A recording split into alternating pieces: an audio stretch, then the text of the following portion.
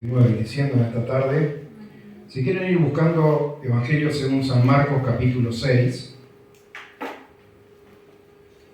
el título, un pasaje conocido, dice Jesús en Nazaret. Y hago hincapié en decirle un pasaje conocido por una sencilla razón.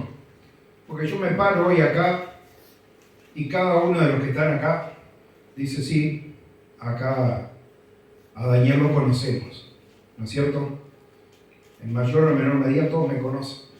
No todos la tienen tan clara como les parece, porque muchas personas han ido allá al negocio, dicen, sí, Daniel fue conmigo a la escuela. Van otro y dice, Daniel fue conmigo al liceo. Pero pocas personas saben de que yo no nací en Guanacaste, yo nací en Rosario. Tampoco me identifico como que yo, ¿de dónde soy yo? Yo soy de Valdense. Yo nací porque no había hospital en Valdense, en Rosario, pero hasta la mitad del tercer año de la escuela, yo vivía en Valdense, iba a la escuela 26. Mucha gente eso no sabe. El otro día me sorprende que estamos trabajando allá en el campo, cerca de La Boca, con Camila, y caen dos personas, un matrimonio. Dice, ¿te acordás de nosotros? Ni idea. Dice, nosotros íbamos con vos a la escuela, y pensé un rato, pero era la escuela 26 que iban conmigo en Colonia Valdense. ¿Por qué le hice esta historia? Porque yo me paro acá y usted dice, lo conozco, y por ahí no sabe algunos detalles, pero es fácil de asimilar, porque todos saben dónde es Rosario, todos saben dónde es Valdense, y todos están acá en Guanacaste en esta mañana. Le hago esta introducción porque de la misma manera, muchas veces nosotros, y que estamos mucho más alejados en tiempo y en lugar, tenemos algunas dudas. Yo podía haber hecho, hoy le decía, bueno hermano, vamos a dar un multiple choice, como dicen los que hablan inglés, múltiples opciones. Le digo, ¿de dónde era Jesús?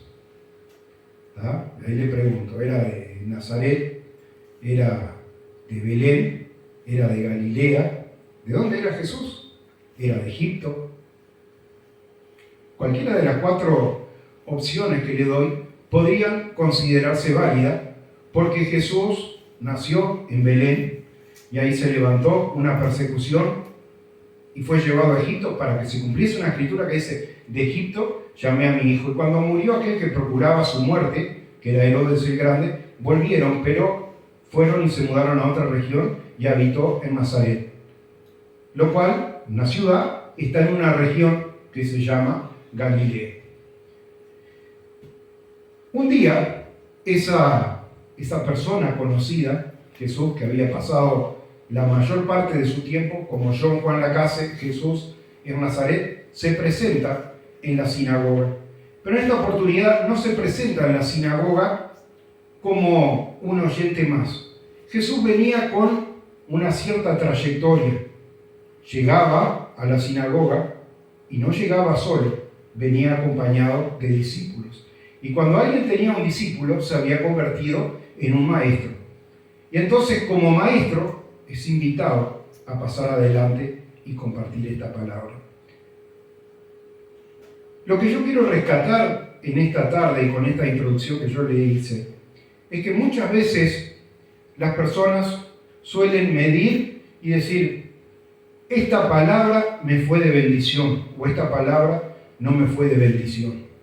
¿Saben que si es palabra de Dios, hermano, la palabra siempre es de bendición? Puede ser que nuestro corazón esté un poco alejado de eso. Jesús venía de Jerusalén y había un testimonio tan grande. Yo le tengo que hacer una historia un poco resumida, porque si no tiene que estudiar los 4 evangelios para poder llegar a comprender estas cosas. Jesús venía de manifestar su ministerio, principiar su ministerio, había arrancado en las bodas de Caná, y de ahí se fue a Jerusalén y se dio a conocer y empezó a hacer muchos milagros, al punto de que aquel que había mandado matar a Juan el Bautista, a Herodes, temía, dice, este Juan que ha resucitado, dice, porque nadie puede hacer ese tipo de milagros y de cosas que está haciendo, hay un poder sobrenatural que se mueve en su vida. Y otras personas tenían cada cual su opinión de quién era aquella persona. Y por eso Jesús le preguntó a sus discípulos y le dice, ¿quiénes dicen los hombres que soy yo? Juan el Bautista, acá resucitado, algunos Elías, algunos de los profetas, cada uno tenían su opinión. Pero hubo una persona que había recibido el anticipo del Espíritu en su vida. Jesús lo confirma y dice, bienaventurado eres, Simón Pedro, porque esa, la respuesta que él dio, eso no te lo reveló, no te lo enseñó un hombre, no te dijo alguien, este es tal persona o es tal otra, sino que procedía del propio Padre esa revelación. Dice, tú eres el Cristo, el Hijo del Dios viviente. Todavía no se había manifestado Jesús como Salvador al mundo, había venido con un propósito, pero todavía no había ofrendado su vida, pero ya Dios revelaba eso. Y hermano, es increíble cuando miramos de alguna manera cómo se empieza allí a marcar la diferencia entre el que es un escogido de Dios y el que no lo es. Cuando Jesús llegó a Nazaret, llegó a la ciudad donde todos lo conocían, había pasado la mayor parte de su vida adulta en aquel lugar y ahora llegaba. No llegaba solo, llegaba con discípulos. No llegaba sin una obra previa, sino con el testimonio de lo que Dios había estado haciendo en Jerusalén. Y no estaban con un corazón receptivo para recibirle. Dice, Jesús salió de allí, vino a su tierra y le seguían sus discípulos. Y llegando el día de reposo, comenzó a enseñar en la sinagoga y muchos, oyéndole, se admiraban y decían, ¿de dónde tiene éste esas cosas? ¿Y qué sabiduría es que le es dada? Y estos milagros que por su mano son hechos. No ignoraban, hermano, acerca de los milagros, no dejaban. Pero, hermano, hablando cuando decimos es una manera despectiva de hablar de una persona. Y allí estas personas rechazan a Jesucristo.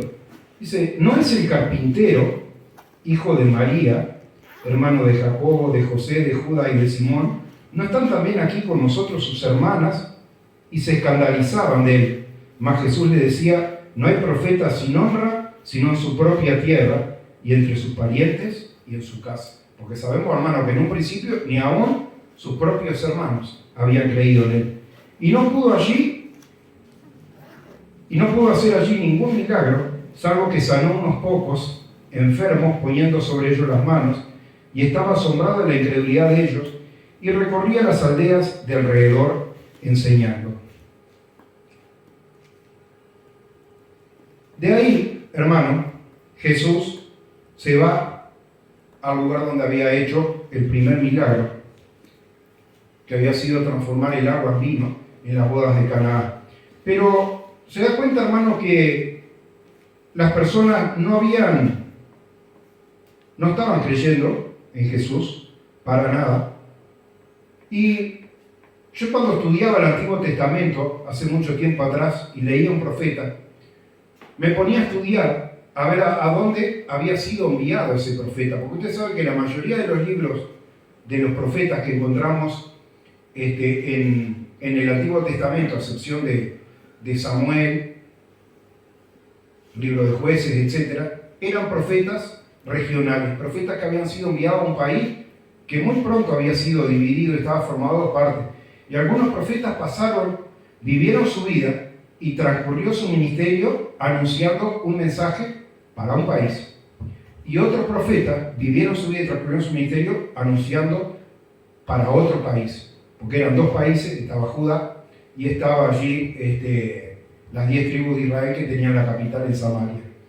Y hermano, Jesús deja allí el territorio, si usted mira, para eso tenemos los mapas al final, dice las regiones donde viajó Jesús. Jesús venía de una región que ya no estaba más el reino de Israel, ni estaba el reino de Judá, porque había sido conquistado por el Imperio Romano, y quedaban provincias. En Judea estaba Jerusalén, de donde venía Jesús, y Jesús se traslada a la región de Galilea. Y en Galilea, hermano, no recibe, más puntualmente en Nazaret, su palabra. Pero va a Caná, y allí, hermano, reciben la palabra, ¿no? Y un hombre, yo no lo voy a buscar ahora, le voy a dejar el pasaje para que después pueda buscar la predicación y lo estudie, ¿no? Un hombre que se llamaba Nicodemo allí llegó a escuchar la palabra de Jesús. ¿Saben qué, hermano? De una ciudad a otra, dentro de la misma región, en la región de Galilea, hermano, había quienes recibían la palabra de Jesús y había quienes no recibían la palabra de Jesús. ¿Era la palabra de Jesús de bendición o no era de bendición? No dependía, hermano, de la palabra que hablaba Jesús, sino del corazón que había allá en las personas. Y es por eso que Jesús, y están en letras rojas, si usted tiene una Biblia de estas que son multicolores, dice en Juan 3:16, un encabezado que todo el mundo sabe, hasta los más chicos estoy seguro. De tal manera amó Dios al mundo.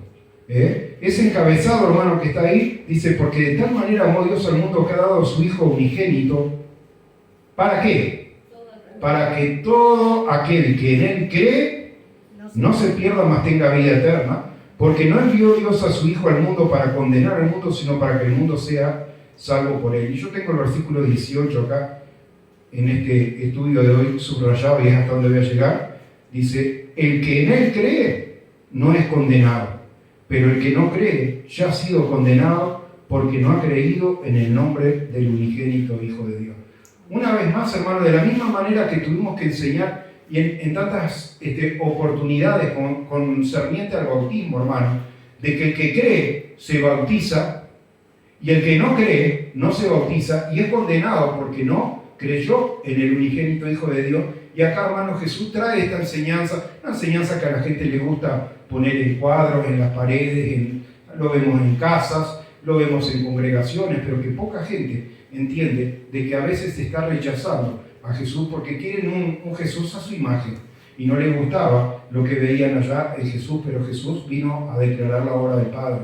Dice, el Padre me ha enviado, dice, y el que cree en el que el Padre envió, tiene vida en sí mismo. Una vida, hermano, que una vez más vuelve a comprobarnos acá la palabra, que no depende de méritos propios, hermano. Dios vino y a través de Jesucristo se manifiesta la gracia, se manifiesta la redención, se manifiesta la justificación. Toda esta obra que el apóstol Pablo detalla con tanta claridad allí en la carta de los Romanos desarrollando, es una obra que Jesús acá, resumido, le está diciendo. No depende, hermano, de lo que usted pueda hacer, depende de la obra que Dios ha decidido hacer y ha llevado adelante a través de su Hijo Jesucristo. El que cree tiene vida eterna.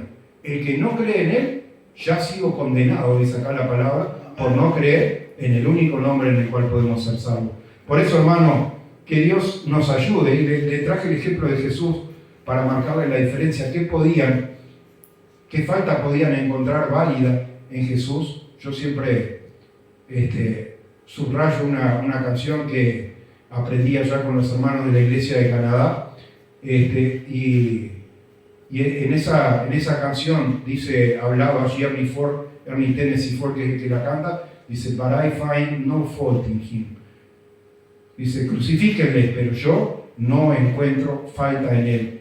Un romano allí, hermano, no pudo ver que había falta a Jesús, y a veces, hermano, allí estaban buscando el pelo en la sopa, como decimos nosotros. No es acá, no vivía con nosotros, no es el carpintero, no vive acá la madre, no están los hermanos como nosotros, pero el que cree en Él, hermano, tiene vida eterna, y el que no cree en Él es condenado. Amén. Que Dios les bendiga.